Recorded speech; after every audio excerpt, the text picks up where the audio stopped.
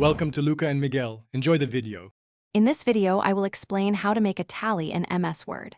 First, open your document and decide where you want to insert your tally marks. We will explore two straightforward methods to achieve this quickly and efficiently. These techniques are perfect for tracking counts or votes without needing complex tools. You'll find that creating clear and readable tallies is simpler than you might think, saving you time and effort in your daily tasks. Our first easy method involves using the symbol feature. Navigate to the Insert tab at the top of your Word document, then click on Symbol and More Symbols.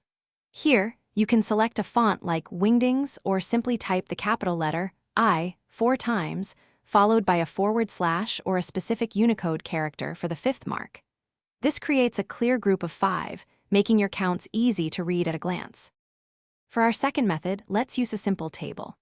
Go to the Insert tab and choose Table, then select a one-row table with 5 columns.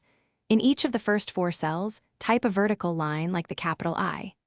In the 5th cell, you can insert a diagonal line, perhaps using the Shapes tool, to cross out the previous 4. Then, select the table and remove all borders except the bottom one, giving a clean tally appearance. To ensure your tally marks are always clear and professional, remember a few key tips. Always maintain consistent spacing between your groups of 5 to enhance readability.